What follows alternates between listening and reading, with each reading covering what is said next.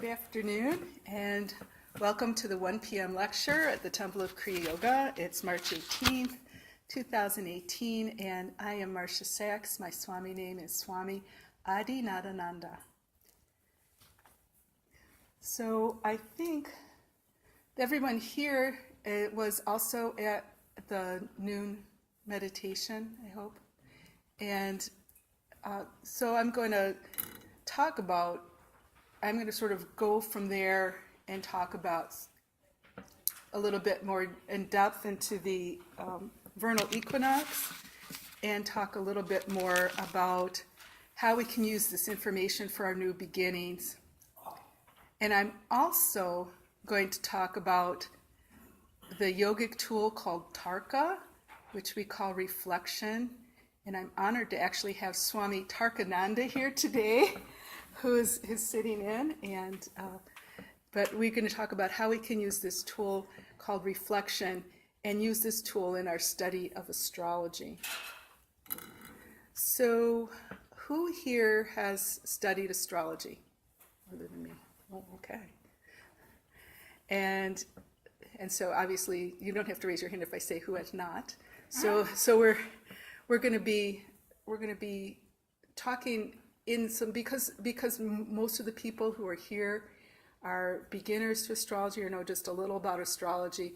We're going to talk in some very general ways about astrology. And for those of you who might be new, astrology is the art and the science of relating the positions and movement of the stars and planets to our life here on Earth. It's the language of the soul, Kriyananda says, and a tool for gaining insight into the patterns of life. So we want to use it.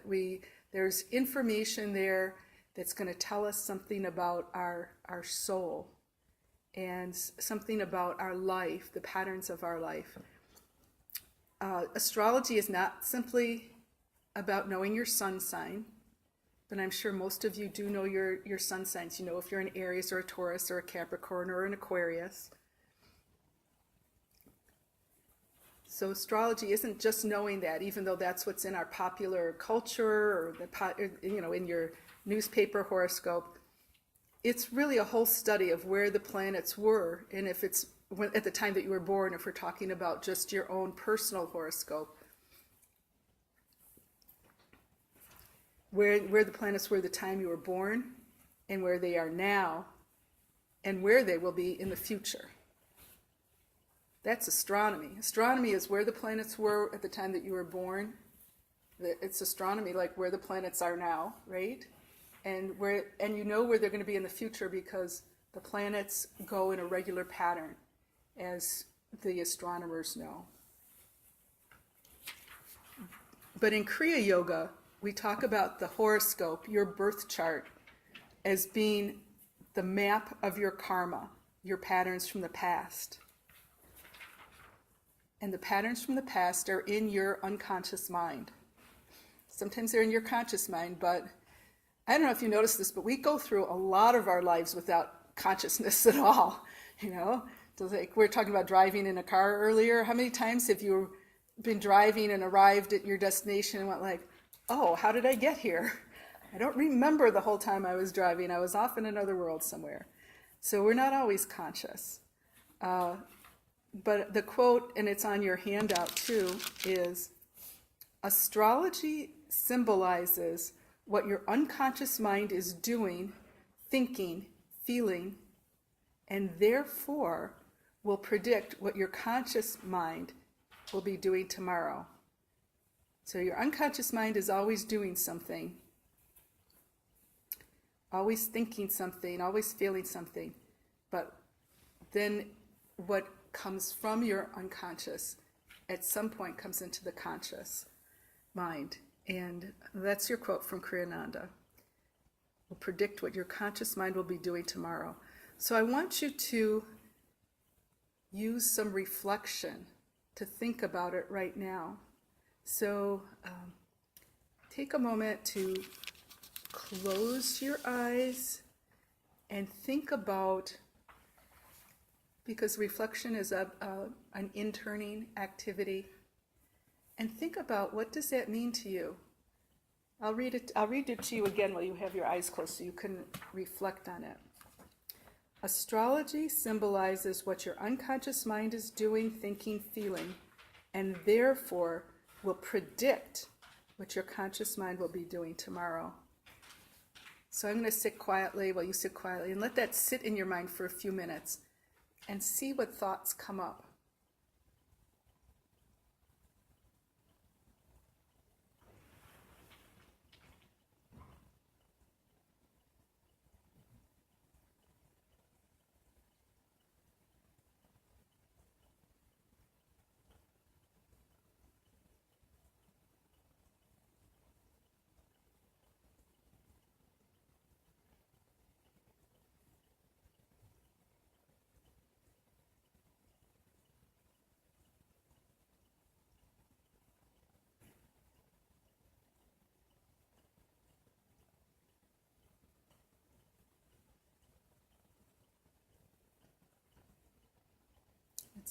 You can come back, you can open your eyes now.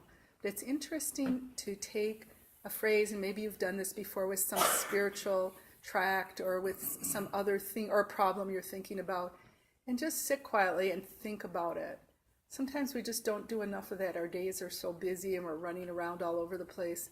And it's really hard to take time.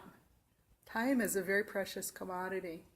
It's hard for us to find the time for our meditation. It's hard to us. We have to struggle with life. It's not always in our pattern. If you do it like me, you do it like first thing every morning, because then I know I'm doing my meditation, I'm doing my practice, and then I don't have to feel guilty the rest of the day. So that works for me. But what I'm saying is, it's really hard to take quiet time. It's hard to turn off our phones. Maybe you never do that. The phone has an off button. You might not have known that. But you can turn it off.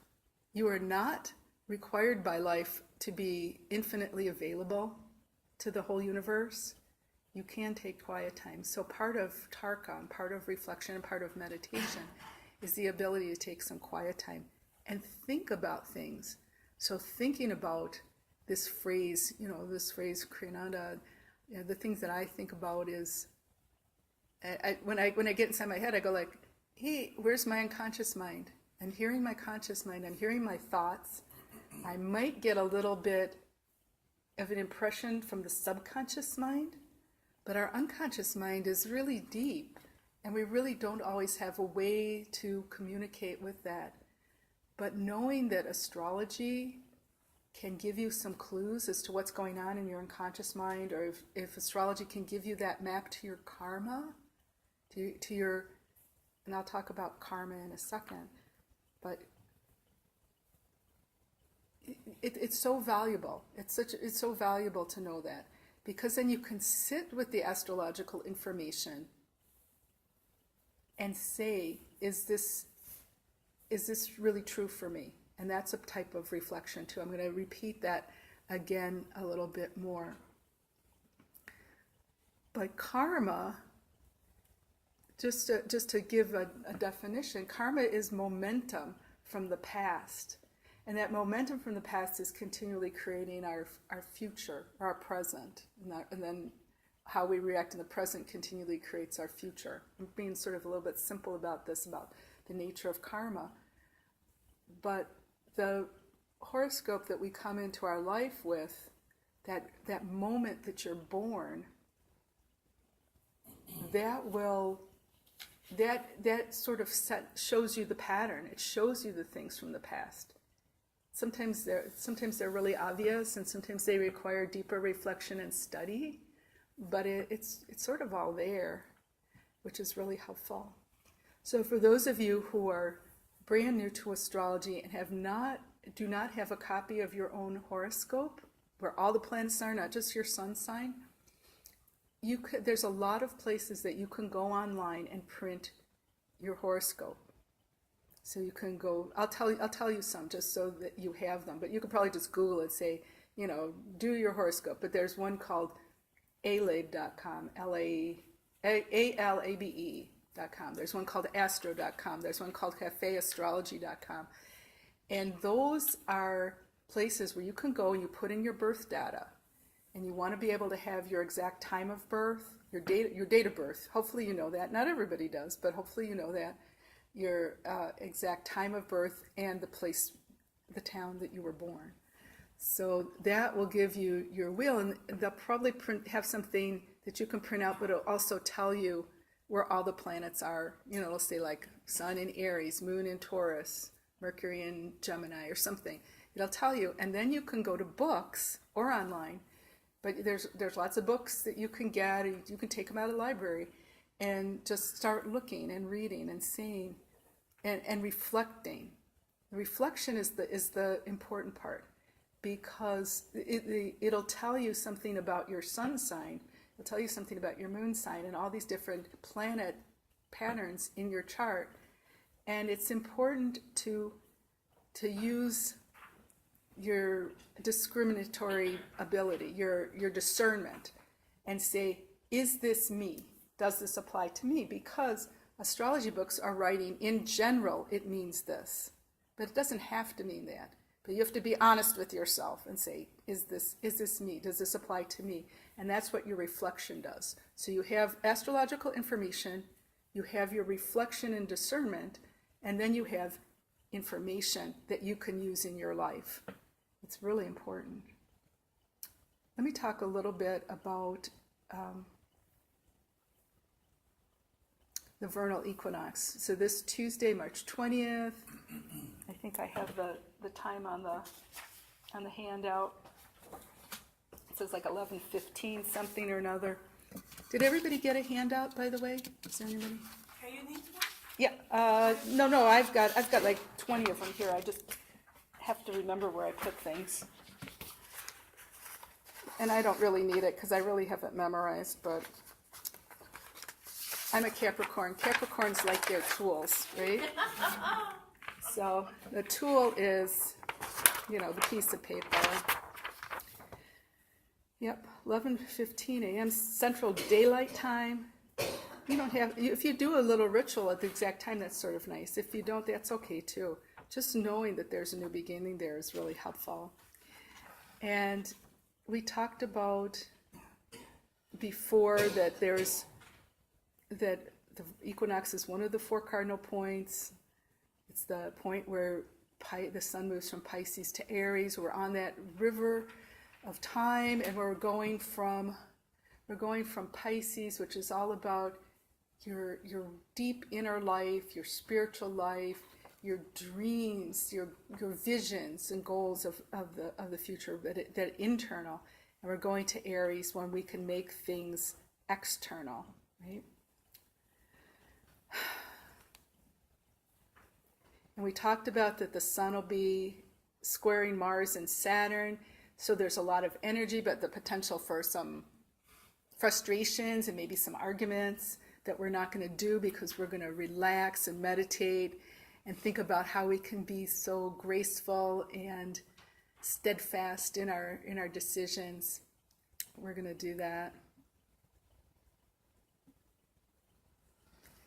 And then also to let you know, if you know how to look at the chart and you look for the little Aries symbol, it's like the horns of the ram. It's like a little V, but with little curves like this. You could look at that wheel and see the planets. There's 4 of them. The sun, it says 00, Aries, 00. That's the sun. And if you go a little bit to the left of that, you'll see Mercury. He's the little guy with the little wings on his head. That's Mercury, the messenger. And Mercury is all about communication. So the symbol for communications for this quarter is also in the sign of Aries. What does that mean? Does that mean people will be very sweet and gentle in the way that they talk? No. They'll be straightforward, perhaps a little aggressive, right? So you know that there's a lot of good energy for communications, but you have to know that for you as a yogi, if you're trying to be nonviolent, you want to be a little bit careful about what you say and how you say it. It's called diplomacy. Well, it is. So maybe what you're thinking is Aries aren't familiar with that word, but they can be. People can learn, no matter what your natural traits and tendencies are. There are things that are learnable, and one of the things that is learnable is to think before you speak. Now I have Sagittarius rising. Allegedly, that's very difficult for me to learn. I've been told that by other people, so I know that it's true. Sometimes you don't need reflection. Sometimes you just need other people to tell you that you just said something that put your foot in your mouth. You know what I mean? So there's good energy for communications. You just have to be honest but diplomatic. If you can sort of make those work together. And the same thing with Venus in Aries. Venus in Aries is a strong urge to get into relationships with people. So you could say high energy for relationships, but you need to, before you get into a relationship with somebody, whether it's romantic or a business partnership, you want to do reflection. What can reflection tell you? Reflection in Tarka is usually considered an inner dialogue with yourself. So you're asking yourself questions. So if you're talking about relationships, you get quiet, you close your eyes, you go like, hey, what have my relationships been like in the past? I hate to tell you this, but what your relationships have been like in the past will give you a lot of clues about your relationships will be like in the future. And then you can ask yourself the question, even though there's a strong urge to get into relationships at that time, is it wise? It's really based on your past. Or you can make decisions, yes or no, but you want to sort of say, you ask yourself, what's my pattern in relationships? You could look at your own horoscope if you have the astrological knowledge, or ask somebody else who knows astrology and say, what are my patterns? What does my horoscope show about my patterns in relationships? And when they tell you that, then you can say, is this true? Is this really how I am in relationships? Is my past history show that? So Tarka is a pattern of a time of quiet where you ask yourself questions and you let the answers arise within you. Hopefully you're in a space where maybe you've already meditated. You've gotten to a point of balance where you're getting some clarity of mind. And then when you ask yourself those questions, you get some really good answers. Sometimes you don't expect. Sometimes you're expecting a different answer, but your mind, because you've asked, say, oh, this is my time to get some really good answers. You may get an answer that you don't like. And if you get, I'm going off in a different direction, but I'm supposed to tell you this. If you get an answer that you don't like, the very first thing that you do is forget it. Okay? Because this happens a lot too. And even if we're talking simply about relationships, sometimes people don't want to look at their past patterns. But as a yogi, you want to know what's going on in the world, and you won't know if you block things out.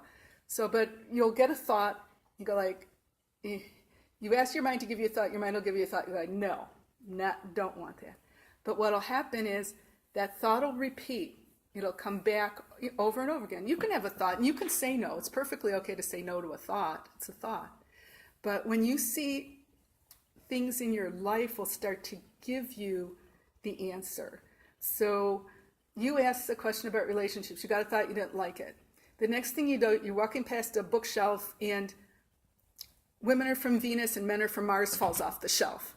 Go like, oh, do I need to learn more about relationships? Life is starting to tell you something. Or you're in an elevator and somebody gives you a phrase. So when you start to see these thoughts that come into your mind and you see them repeat, and then you go back into reflection, you go like, is this something I'm supposed to pay attention to? And really try to see the answer. So I didn't mean to go too far out with that, but I think it's sort of important. So you've got Venus and Mars. Uranus is in Aries as well. So there's some benefits that can come to us through technology, just to be sort of simple about it. And just to finish up, the moon is in Taurus and it's trying to Saturn in the vernal equinox chart. And that is supposed to be good for emotional stability and also for financial stability. So there's a way to pull your energy into that and really reflect on what is stability to you That's your reflection.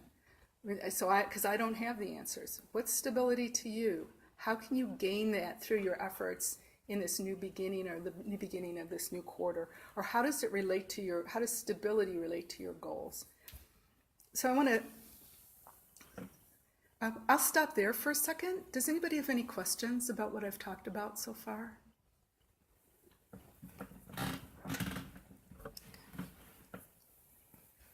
Okay, so I'm going to talk now about your sun signs and new beginnings. So hopefully, does anybody not know their sun sign? It tells you. That's why I put this on here on the handout. The handout for anybody who's listening by the recording is just a list of the dates that the sun signs are. Aries is starts on like March 20th or March 21st approximately. These are approximate dates, and so on and so forth. So most people know what their sun sign is from popular astrology. So I'm going to talk about some things about how sun signs relate to new beginnings or new projects. And then these aren't absolutes. These are something to reflect on and say if they apply to you. If you know astrology already and you know your moon sign and your rising sign, you can also apply this to yourself as well.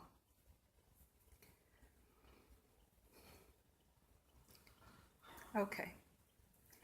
So first of all, we divide all of the signs into 3 qualities. These are called cardinal, fixed, and mutable. So that's also on your handout. That says, which signs are cardinal, which ones are fixed, and which ones are mutable. And I'll probably come back to that as I speak through them. But in general, in terms of new beginnings, cardinal signs are great at new beginnings. So that's the Aries and Cancer and Libra and Capricorn. They have a natural tendency to have more initiative and start things. Fixed signs, which are the Taurus, Leo, Scorpio, Aquarius, they tend to be resistant to change. Call them fixed, they're resistant to change. Much harder to start new things. But once they get that new thing started, whether it's a habit or whether it's working towards a goal, man, they keep going. They start slow, like a locomotive engine, right? And they get faster and they might not get faster and faster. They get a little bit faster and faster, but the momentum is tremendous where they get to their goal. Can you repeat which is which? Yes, it's on the handout. Oh. So okay. So like Aries, it's on the handout. It says cardinal fire or fire cardinal, and then so each of them has that. So I say, but it's on the handout, so I have to repeat it. But it's like, but I know sometimes people wake up when I say their sign, so it's like, yeah. Which ones were you said these signs?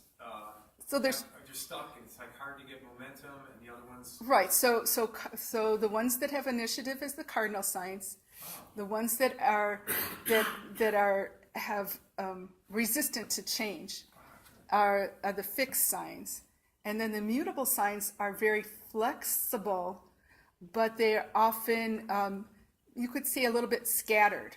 Their energy tends to get scattered. So it's good to be flexible because life is full of change, but sometimes it's more difficult if things change. You're going in one direction and things change, and then all of a sudden you're going in the other direction because you're very flexible, but then you've lost your goal.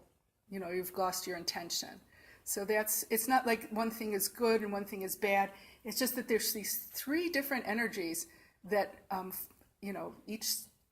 each of the 12, if you divide 3 into 12, you get 4, so there's 4 each signs of those types. So as I go through the signs, I'll be talking about those and come back to it.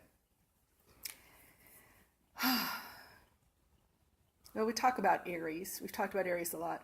But Aries in general, because it's cardinal fire, there's a lot of energy. And a lot of the Aries energy for starting new things is right at the beginning. So their beginnings are great.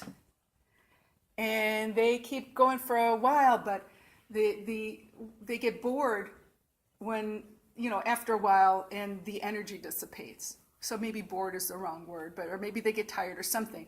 But their energy to start new things is great. So if you're an Aries, you have to think about breaking up your tasks, not into little pieces, but into the point. You have to reflect on the point in time that you start to lose energy in a project. And all you have to do is look back at your history. So your personal, not just Aries, but your personal history is super important to you. That's your information. So you need to reflect and say, okay, when I start new things, what happens? And if you're an Aries, the tendency is great energy at the beginning, drop off as it goes along. Because they want to start something new. They're great at it. Here's a clue. Get a friend who's a Taurus and be in partnership with them.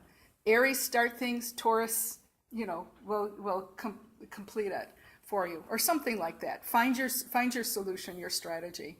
So Taurus, like we're talking about with fixed signs, takes a lot of effort to get things started and make a change, but they have tons of momentum when they do start it. They're practical, they're down to earth. So sometimes the practicality of a thing can be the thing that hangs them up. So they can't always make the leap between their dream and they think, oh, I can't do this, it's not practical. And then they have to find the practical. But once they get started, they keep going forever. So that's why if you're a fixed sign or a fixed energy in your chart at all, which most of us have it somewhere, you have to understand that a habit, when you start a bad habit, that's going to last a really long time, be hard to change. But if you start a good habit, that's your advantage. If you start a good habit, you're going to be able to start that good habit, and it'll keep going long after the point most people would quit or give up. So it's good to have a good habit energy. For Geminis, Geminis is mutable air. And the problem with Geminis and New Beginnings is that they have so many ideas, so many things they could do, so many different directions. So it's hard for a Gemini to pick one thing. So, Kriyananda in his lectures would always say, pick one thing, one goal, be one-pointed. Geminis have a super tough time being one-pointed. So maybe I would be inclined to say, if you're a Gemini, can you learn to be one-pointed? I don't know.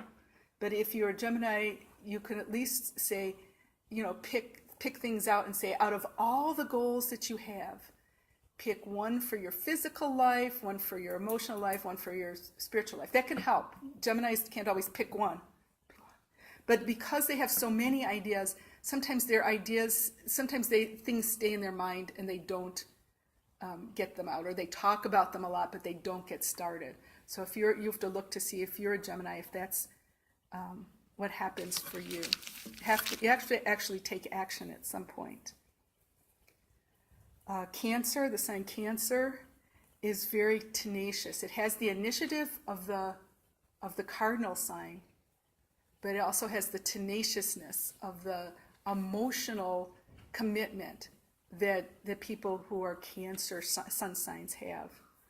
And the problem that Cancer sun signs have with New Beginnings is sometimes they'll let family traditions or family commitments get in the way of pursuing their dreams or pursuing their goals, because their Cancers are very family oriented. For Leos are wonderful, wonderful leaders. They have great charisma and leadership potential, but there's a tendency for them to move forward with their goals and not consider anybody else around them. Not consider other people's feelings or what they're doing, and that can be a really a problem or a mistake for them. Self-awareness. You know some Leos, right? So, but it has that, it has wonderful vibrancy of energy, fixed sign, so sometimes hard moving out of one traditional pattern into another if they need to, but most of the time their problems come from not considering the people who are working for them or under them, or that they have some power over. Okay. Virgo's sun sign. Virgo is mutable earth, so they have some flexibility, but the Virgo tendency is well known that they get too caught up in the details. So they have a really hard time seeing the big picture, or even if they do see the big picture, they get hung up at the beginning by details. I know some Virgos that before they start a project, they have to go to the office supply store, and they have to buy all new types of paper and folders, and they have to decide if they're going to do hanging folders or some other type of folders, and how are they, do they want the online calendar or do they want a paper calendar? And and they've got to get new paper and a new binder and a new, and besides the new binder, they've got to make the really nice labels that go on things. So so sometimes you get worn out when you do that. Sometimes it enriches you. I'm not saying it's a bad thing, but it's really hard for a Virgo to move forward with a new project if they get too hung up in the details of others. So that's just something to think about. Libra as a sign, cardinal sign, so good initiative. Libras like to have a partner to work with. So if you're a Libra and you're having a hard time getting started on a project, find somebody else who can be a partner to you and can give you some positive reinforcement for your goals. There's nothing wrong with having that. And the reason I said positive reinforcement for your goals is because Libra has initiative, but they can get turned away from a project by negative opinions from others. So they have to be careful to own their own goals, own their stuff. That it doesn't matter, or say it doesn't matter what other people think, but Libras care about what other people think. So if that's yours, you just reflect on that and say, has that been a pattern in the past? If it hasn't, then it's not a problem. Scorpio. Scorpio's a fixed sign, so difficult to make a change, hard to start new things. Their need for privacy can be either good or bad. So Scorpios need to have a work environment which is supportive of them and their emotional energy. So it could be a cave, or it could be an office with a door you can close, or it could be something where they can have that privacy. But like Taurus, we were talking about earlier, once they start, they have great momentum. Good habits last forever, bad habits, difficult. Scorpios can also have a distrust of technology in the privacy sense. And so it can keep them sometimes from doing things that they need to do for their project.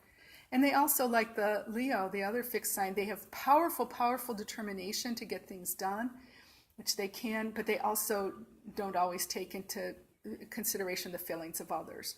So it's really important, if you're going to work with others and you're a Scorpio, to really think about how what you're doing may impact the other people around you.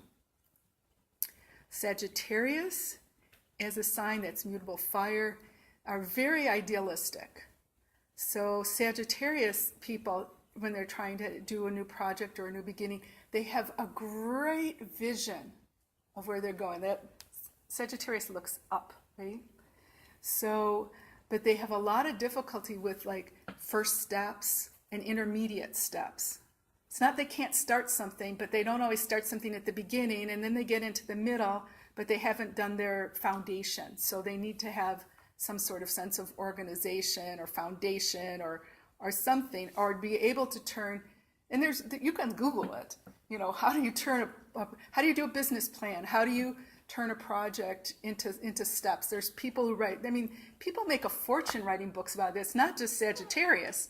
It's like probably everybody has trouble getting, maybe not the Virgos, but everybody else has trouble getting organized and writing down the steps of a project. So I'm sorry, could you repeat Sagittarius again? Sagittarius are idealistic, so they have a great vision, but they have a hard time. They can see the vision so clearly, but they don't know how to make the beginning steps. They don't know how to do basic stuff to make that vision happen. Does that make sense? Oh boy, does it ever. Oh no. But the reason I'm saying it is part to go back and reflect on it, but partly because change is learnable. It's learnable. When not to talk about me too much, but like when I was born, I wasn't born with a good sense of organization and how to do things and I had to learn it. And even though I'm a Capricorn, I had to learn that stuff. First I had to discover that I didn't know it. And you discover you didn't know it, when things go, ouch. Oh, I didn't know fire was hot. What an interesting thing to learn. I didn't know that I had bad study habits in high school. How was that? I mean, I'm sure people must have said it to me, but when you're in space, you don't always know that, you're not supposed to start that project for school the night before it's due. What a concept. I mean, really, I didn't learn this until I was totally out of school. That you really, when you get the assignment, you're supposed to start marking out your plan for accomplishing that assignment, look over the course of, a month. You cannot do it the night before. But Sagittarius has a vision. Oh, I know what I'm going to say. I know what I'm going to do. I know what I'm going to talk about in this lecture. I don't have to write down notes or anything. But then all of a sudden you get there and then you don't have the tools. You don't have the ability. So not to talk about Sag too much, but it's like, it's learnable. Learning things is possible. It could be hard. It could be difficult, but it's possible. So the reason you want this information is because if it's working for you, you don't have to change it. But if it's not working for you, something's got to change. Or unless you like pain, and some people like pain, and some people like complaining. So if you're a person who's into pain and or complaining, don't change. You're going to have a great life. Anyway, moving along, Capricorn. Capricorn people are cardinals, so they have initiative. They tend to be very well organized and hardworking and sometimes a little too ambitious. Sometimes ambition is good, but they sometimes limit themselves. Remember, Capricorn's ruled by Saturn, the planet of limitation. And the ways that Capricorn can limit themselves is by their own negative thinking, number one, and by thinking too small, number two. So they can, so with this Sagittarius, remember, you can work in partnership with other people. You can work with a Sagittarius who has a dream, and as the Capricorn or the Taurus or the Virgo, those are signs. You can be the person who puts steps into place. And the person who has what you don't have can say, hey, we should move to a bigger house. And the Capricorn will say, well, a one-room apartment is okay for me, but they might enjoy it when they get to the bigger house. Do you know what I mean? They can't conceptualize it, but the other person that they're in partnership can. So that's really important it's not just your sign, you're with a whole wonderful universe of other people who have other skills and abilities. So if you find that you're thinking too small on projects, talk to other people and see what they think. Sometimes one person can give you that like a spark of imagination that you may lack and go like, oh, I didn't realize that I could travel outside of Illinois. You mean there's more to the country? But maybe you can't do it, but maybe somebody else can put you in the car and take you. You don't know. But you have to be open to it. Anyway, Aquarius. Aquarius is fixed air. It's really hard for Aquarius to get started by themselves, but they do great when they're in a project team where they're getting that initiative energy from something else, or if they're in like a club or a group or organization that's aligned with their goals or values, because the group gives Aquarius energy. So if you want to practice Hatha Yoga, join a Hatha Yoga class. If you want to be a writer, go to a writer's group.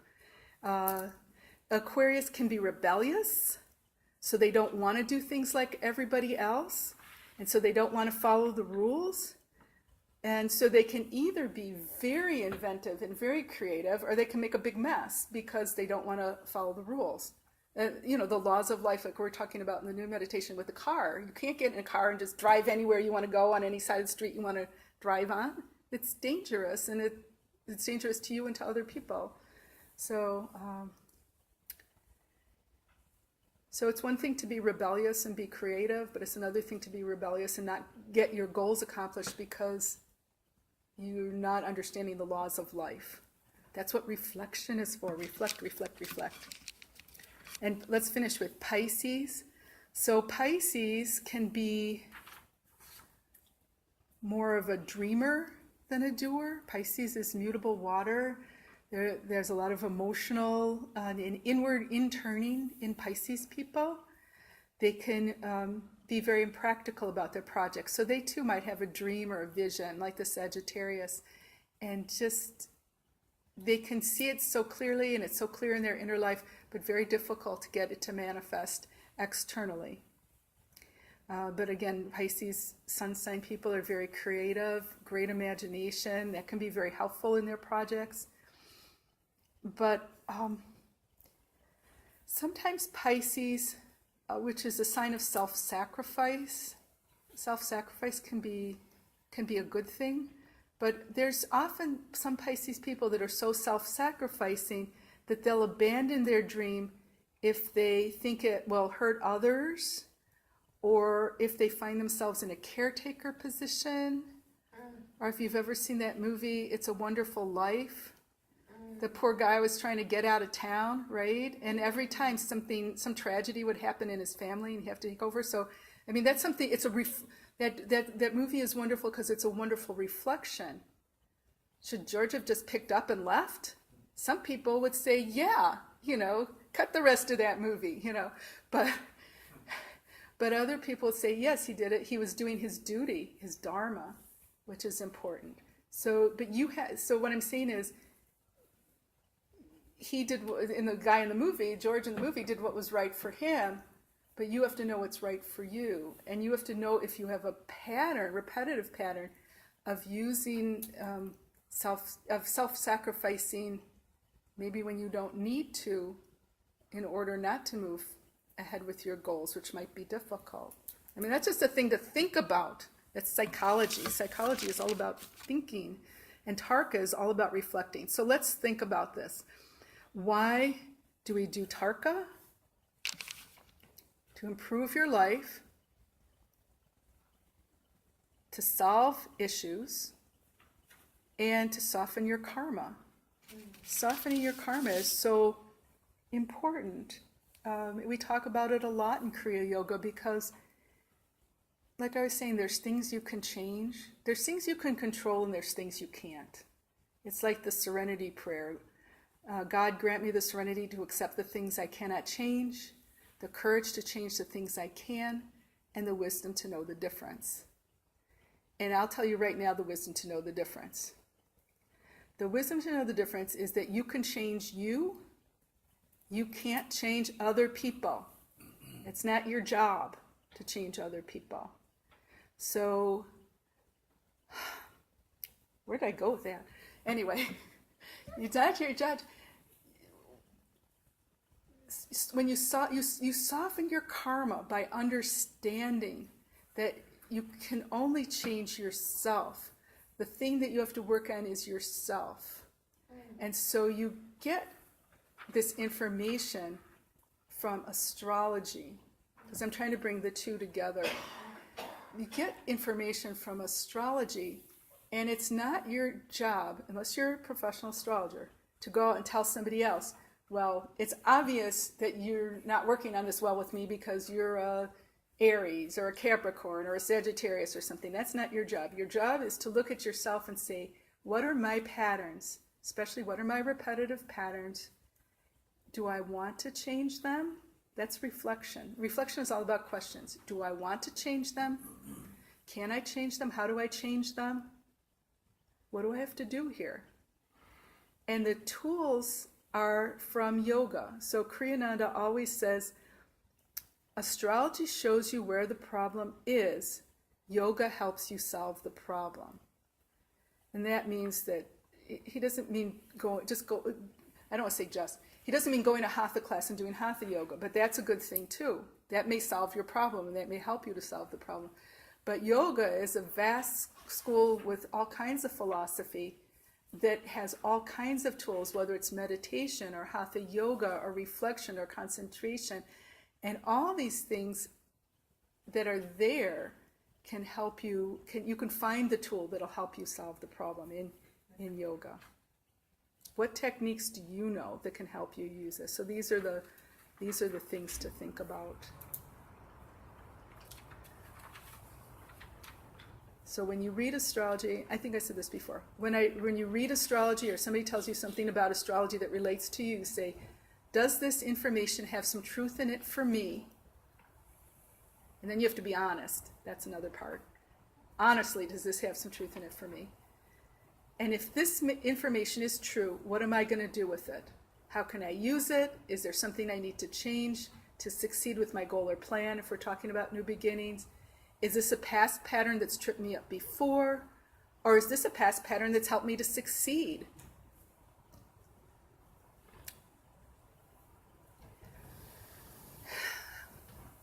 And sort of just to finish up, how can you go further with this? How can you go from what I've told you today to back out into your life? And I would say, study more astrology. How do you do that? Get your chart. Take a class here at the temple. There's tons of free classes online. Read books and ask the questions. Is the information true? Do I see repetitive patterns? How can I use this information? Another thing that's really, really important to do, I can hardly stress this enough, but it's one of, okay, I'm not talking to you, I'm just talking to me about, remember what I was talking about, how you say something to somebody, when the thought comes into your mind and then you forget about it until life comes and hits you with it. I just want to tell you this, and I don't want you to forget it. Journal your thoughts. Journal your personal history. Write things down. You're not there to write a lovely book. You're not Aeneas Nin or somebody else whose journals get published in literary publications. You are a person who just wants to keep track of your personal history, how you were feeling on this day, if something important happened, what you did good, what you should have done better, what you're grateful for. It doesn't matter what you write down, but write something down for your day. If you want to be really, really passionate about it, you can write down your dreams. That's like a reflection. It's a journal that you reflect in. You write down what happened in your day on one side, you write down your dreams on the other side, so you can see, or you write down maybe it's the opposite. And so you can see, do your dreams have some relationship to your daytime? I don't want to go too far into this, but just journal. Keep track of your life. Otherwise, you will not understand your repetitive patterns. Find your points of new beginnings. So understand that there's the cardinal points that we talk about, the vernal equinox, the first day of spring, the new moons, your solar returns, your new thoughts. If you have a new thought and you don't write it down, it's ephemeral. You'll forget it. I don't want to affirm that. Cancel that thought. But there's a tendency to forget if you don't write things down. So if you have a great new thought or a great idea, write it down. Meditate, concentrate, work on all your levels. Make time for contemplation every day. And when you begin to have that quiet time where you make time for contemplation, for reflection, your mind will start to respond, especially if you do it like the same time every day. You have, this is my regular Tarka time, this is my regular reflection time. Your brain, your mind, your consciousness will start to tell you stuff. It'll give you good ideas. It'll give you what you need to know. So do that. Do it regularly.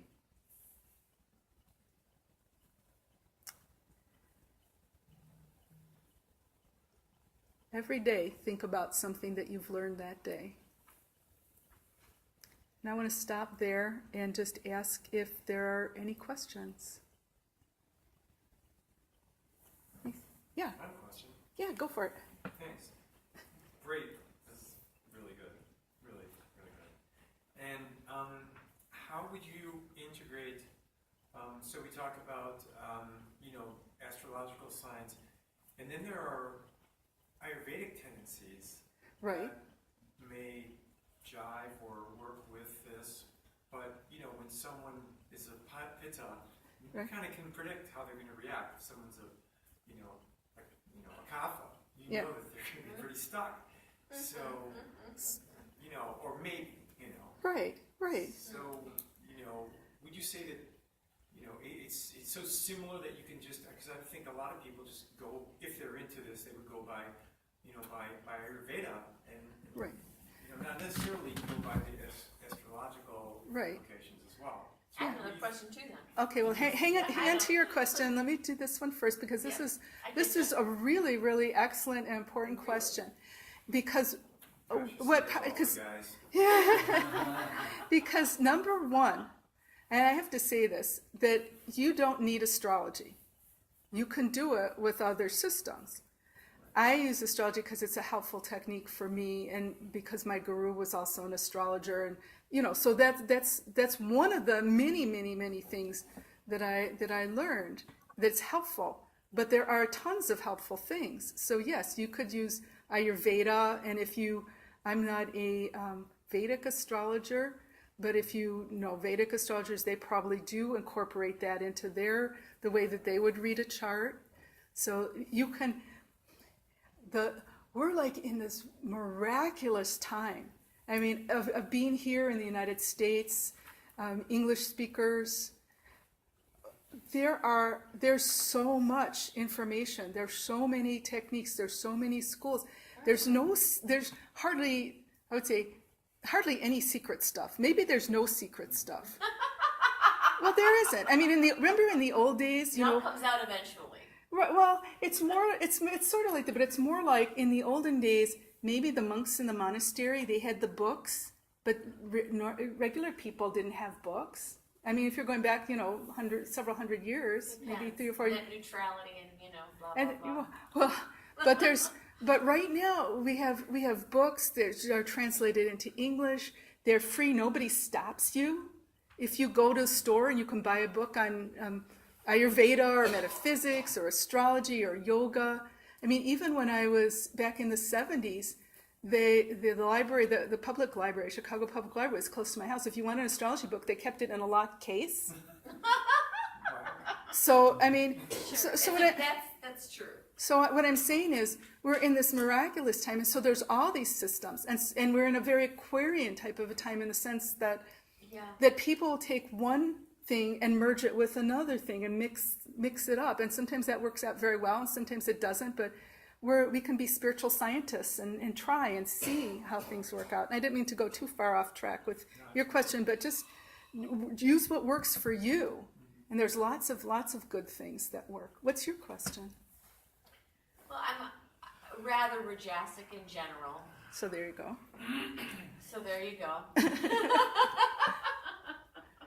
I try to be sattvic as much as I can. Right. But I have a weakness for the impulse of what I want because of the fact that instead of the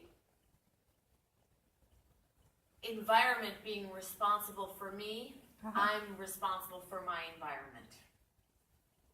Okay. My home. Okay. So it's a very difficult thing astrologically, truthfully, even though you're supposed to be two peas in a pod. What's your question? I haven't gotten it to. Okay. Then if you have a difference in temperament. Correct. In your home life. In your kapha, whether you're pitta or whether you're rajasic, whatever,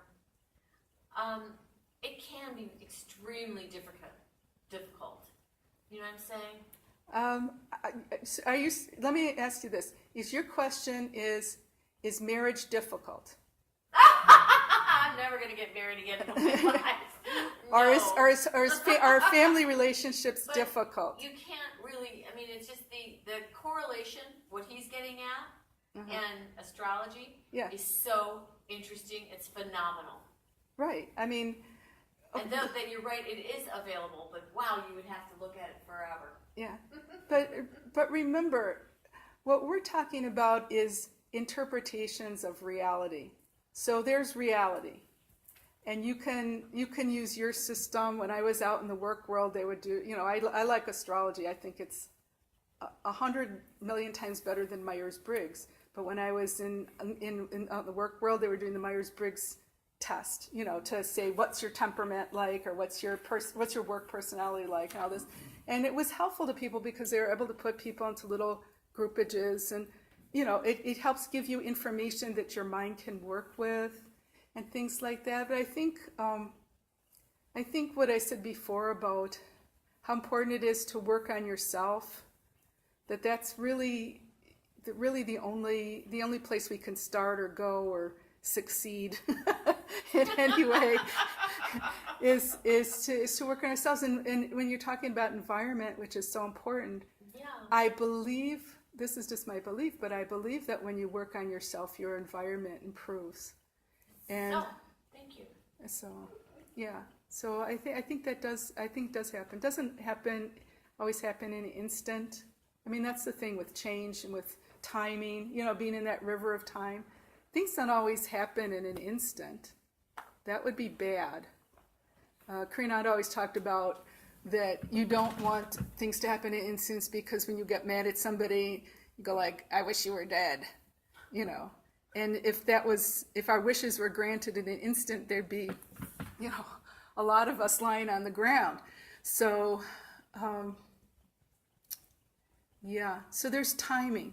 There's timing and momentum. So when you're doing good things like you're trying to do, the momentum will build. It'll build up over time. And the people that are around you will either be part of that goodness, or maybe they'll get so fed up with goodness they'll go be somewhere else. Maybe that's a thing too. So I want to finish up. Let's if you don't mind, let's finish with the Om Shanti Shanti mantra, sort of just to pull us back together, get us ready to go out into our. So we're just going to chant one long Om, and then we're going to say Shanti. Om is the oneness of the universe. Shanti is the Sanskrit word for peace. We're going to chant Shanti a little bit loud at the first one, softer at the second one, and then really sort of nice and quiet at the third one as we get peaceful, more and more peaceful. We'll have a few seconds of quiet, and then we'll finish. So let's sit up with back straight, eyes closed. Inhale deeply.